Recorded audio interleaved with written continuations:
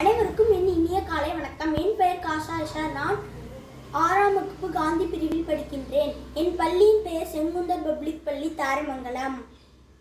நான் இப்பொழுது காமராஜரை பற்றி கூறப்போகின்றேன். காமராஜர் 1903ஆம் ஆண்டு ஜூலை 15ஆம் நாள் தமிழ்நாட்டு விருதுநகரில் பிறந்தார். தந்தை குமாரசாமி, தாயார் சிவகாமி அம்மையார். தமிழகத்தின் முன்னாள் முதல்வர், காங்கிரஸ் தலைவர் என காமராஜருக்கு பல முகங்கள் உண்டு. 1960களில் இந்திய அரசின் கிங் மேக்கர் காமராஜர். தமிழகத்தின் பெருந்தலைவர் என போற்றப்படுகிறார். தமிழ்நாட்டை 3 முறை ஆண்ட முதலமைச்சர்.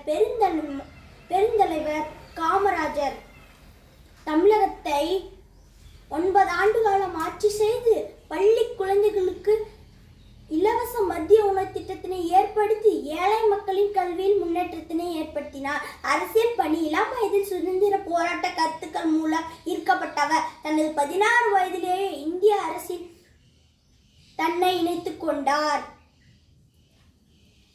ஒத்துழையாமை இயக்கம், வைக்கம் சத்தியாகிரகம், நாக்பூர் கொடி சத்தியாகிரகம் போன்றவற்றில் பங்கேற்ற காமராஜர் அவர்கள் சென்னையில் வால் சத்தியாகிரகத்தை தொடங்கி நீல் சிலை சத்தியாகிரகத்திற்கு தலைமை தாங்கினார்.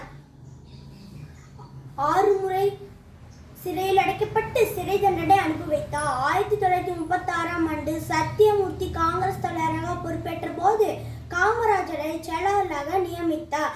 1953ஆம் ஆண்டு தமிழக முதல்வராக பொறுப்பேற்றார். தன்னுடைய முதல் பணியாக குலக்கல்வி திட்டத்தினை கைவிட்டு மூடப்பட்ட 600 பள்ளிகளை திறந்தார். இதனால் ஆங்கிலேயர் ஆட்சி காலத்தில் 7% இருந்த கல்வி கற்போனி எண்ணிக்கை காமராஜர் ஆட்சி காலத்தில் 37% உயர்ந்தது. 1963ஆம் ஆண்டு